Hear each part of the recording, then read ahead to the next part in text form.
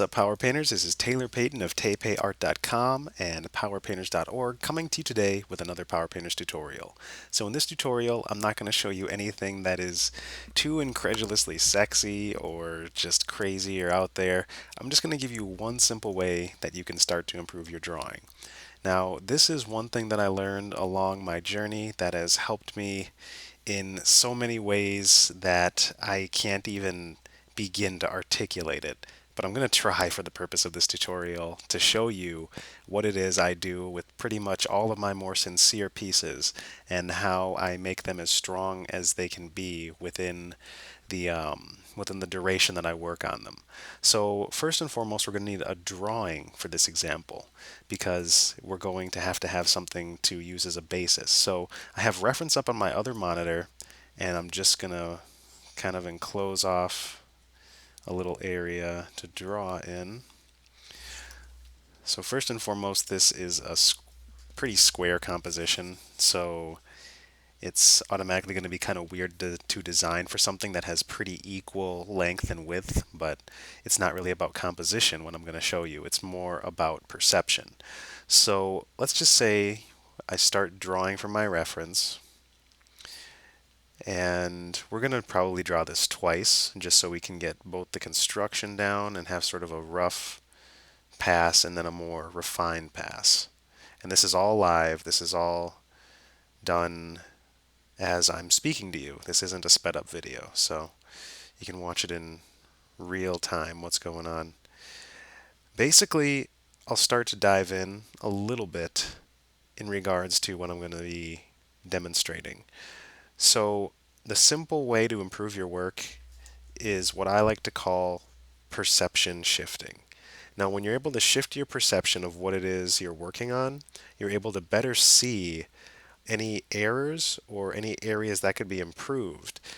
And one way to shift perception is definitely to obviously flip the canvas or rotate the canvas in any different direction. There is also flipping the canvas vertically and even asking somebody to take a look at it for you and getting their feedback on what it is they're noticing, what it is they're being drawn to, or something that stands out to them. Basically, we just want to find as many ways to perceive what it is we're doing as possible. Because the more ways in which we can perceive it, the better we are in terms of being able to make the best choices on the picture plane. Now, if you're going to be just drawing anything, whether it's from reference or from your imagination, or maybe a little bit of both, maybe it's the eighth time you've drawn it or whatever, you always want to keep in mind that there are numerous ways to see something. And even though I have sort of a habit ingrained in me that I'll fix up the first sketch even quite a bit before I move on to the second one, I'm going to speed up a little bit just for demo purposes. Yeah, basically, you want to shift the way you see something so that you can approach it from numerous angles and have more options available to you as far as fixing errors or just reinforcing things that are already working or breaking up monotonous shapes. Um, the perception shift is something that I wish I had started earlier because I would only look at my things one or two ways, and that doesn't bode well when it comes to trying to create the strongest work possible. If you think of a building and the foundation that it's laid upon, you have to be able to reinforce the building from all angles. It can't just be looking good in one regard and then in another it kind of falls apart. That's like having one side or the facade finished and then you walk around 90 degrees and you see that the whole other part is still like sloppily done, or the construction's not right, or the style doesn't match the front of the building. And that's the kind of stuff we want to look out for in our art. We want to make sure that all of it is harmonizing, kind of singing together, and strengthening what's next to it, and using contrast and emphasis. But in order to correct or make those decisions, some of them will be innate and some of them are going to be by deliberation. It just means that you're going to have to dig in with some real concentration and focus as to how something can be improved or made better. So I'm going in pretty cold to this. I didn't have any real warm up prior to drawing. I just wanted to lay something in that would need fixing, and in this case, this kind of does. Lucky, lucky me. So, one way you can do this, I'll just give myself a little more space to work with, is you can flip the canvas, which I have hotkeyed to Command H or Control H, depending on whether you're PC or Mac. So, flipping the canvas, first and foremost, I can already see things I want to fix. I can see it differently now, all these angles, all these shapes. She's got like a sort of a bell-shaped dress that's transparent in the reference, and you can see her legs through it. And flipping it, usually you would flip the canvas even whilst working on the first draft because it's going to alter your perception in a way that allows you to make better decisions based on what it is you're making. Another thing I'm doing a lot is squinting. I will squint at my stuff because that will simplify the shapes. That'll show me the way the lines are flowing in a way that uh, just your regular eyesight doesn't. So you also can squint. Another thing that we do all the time is we take our opacity down and start a new version, a more certain version. So that's just like having tracing paper traditionally, and you've seen me do this process numerous times, so this will be no different. However, what will be different is my approach in terms of angles and looking at things in a different way. So if I turn it to the side, I can already tell that there is not as much uh, proportion strength as I would want. The head is a little bit big, and the shapes in it aren't quite reading how I want them to. And good shapes will read beautifully at all angles. It's the same as like a well-made building. No matter how you look at it, it's going to be pretty. Or it doesn't have to be pretty per se, but that's just the word I'm using to say good in this case. So you can flip it all the way upside down. I'm just hitting R in Photoshop, and that lets me kind of rotate and scroll. If you hold Shift, it locks it into a specified angle. So 180, 135, 150, etc. So basically, rotating the canvas not only lets you get better lines, but it also lets you see your shapes and your shape integrity from different points. So, like I said, in this case, I feel like I could minimize the head a little bit, and the shapes I laid in are obviously very sketchy, very starter shapes, but we'll go in with some more certainty. So this is just going to be probably a stronger line drawing. I'm not going to do much with tone in this demonstration. I'm just getting a little closer to my reference, making my marks more certain, and consistently challenging my perception. This is the simplest way I can put it. You're always looking for the bias and trying to fight it. It's like challenging how you want it to look and looking at it how it actually is, which can be difficult if you haven't developed your taste quite yet, if you don't know what you're going for, or you don't know what looks good. In which case, my advice to you would be to look at a lot of masterwork, look at a lot of very strong work, and collect all that you can in that capacity because going through those will help you develop that taste, which will allow you to have a greater reservoir in your mind that will either tell you that something is off or will allow you to create something that is more aesthetic, more in alignment with what it is you're trying to make. And for me, a lot of that usually defaults to girls or ladies, at least at this point in my artistic development. I'm also fairly decent at creatures, and I can draw dudes too, but a lot of it tends to be figure based. Regardless, I've looked at thousands upon thousands upon thousands of images, and those images, some of them I stared at for a few seconds, some of them I look at for, 10, 20 minutes. It's a good, almost meditative experience to be able to endow yourself with the concentration you need to really discover why something looks as good as it does. A great piece of art, in my opinion, is something that holds up from pretty much every angle, whether you get up close, whether you're far away from it. All the lines, all the shapes are working together and not against one another. And that's just another way of saying that, for example, if I didn't make this cheek line connect, it's still looking a little bit bulbous. Like I look at this shape, I get a feeling from it. Um, and so my perception tells me that it's a little wide for what I'm going for. And so you just let it go. And you try again, hopefully with a little more subtlety and nuance.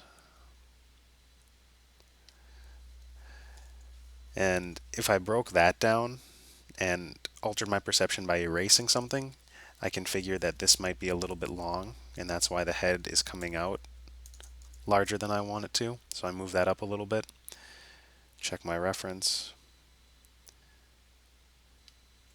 and give it a shot. A little bit of finessing, clean it up, lose and find some lines.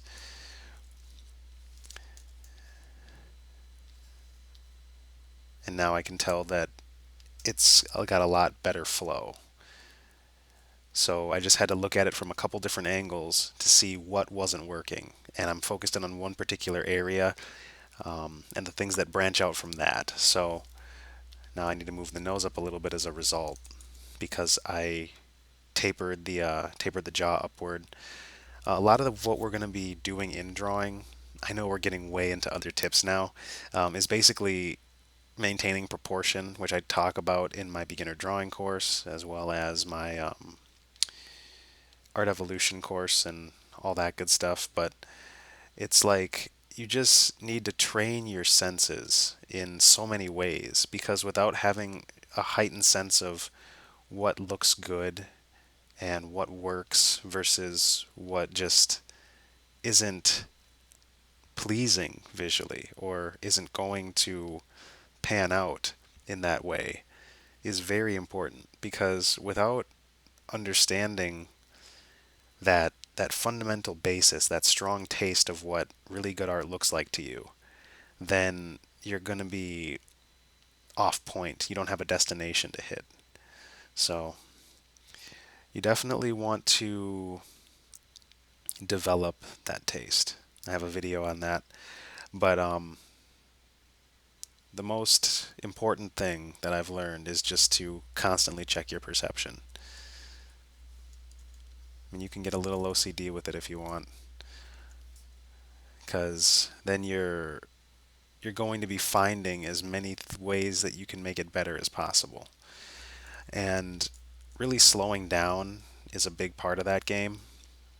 You notice that even though I had the first drawing came out quicker, it's just a foundation. There's still a lot of fixing to do. And looking at it from multiple angles always aids me in that.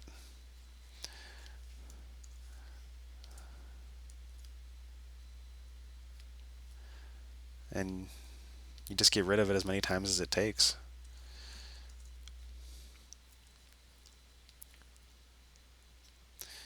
Now that face looks about, 80% better than the previous one. I mean, that's just a rough block in, that's a lay in, and then you start the real work. And this would be something more presentable, more polished, and you just keep checking it from all those angles as I mentioned before.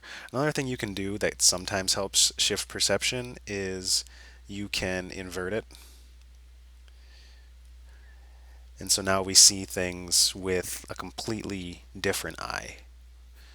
And I just went down to the adjustment, invert adjustment layer, and that lets me see things from the black versus white perspective. So I've shifted my perception and I can already see that the shapes aren't as attractive as I thought they were. And some of the brushwork in this particular iteration looks a little bit unsure. So, like I said, there's always ways to look at these things in terms of finding things to improve, things to better, and it looks fine now, but these are things that I still want to be aware of even though I'm working in a certain format, which is obviously black lines on a white background. When it comes to the inversion, I wonder if you can actually, yeah, you can take it down too.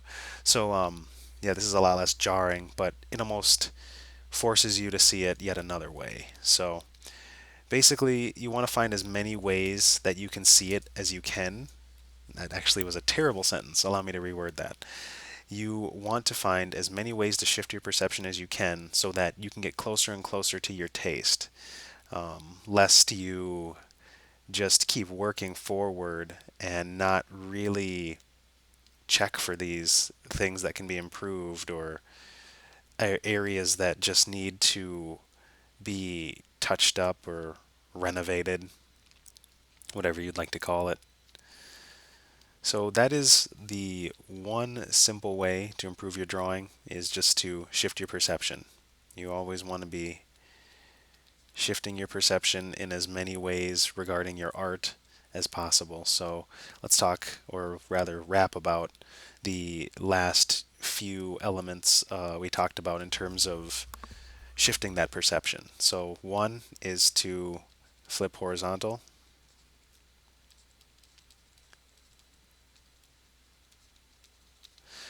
You can also flip vertical, which we didn't do a whole lot of. I don't have that hotkeyed. That isn't something that I've really ingrained in me.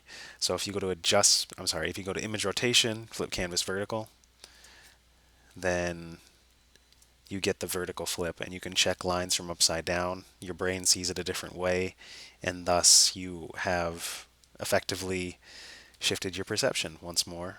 So image rotation, flip canvas vertical. We can also rotate, which again is just the R key on the keyboard, or there's a tool for it that's down here in the tools menu of Photoshop. A lot of other image making software allows you to do that, and we can look at it from a non-right angle, or we can hold shift and force it to a certain angularity that is more even. So that's another way that we can alter our perception in regards to art.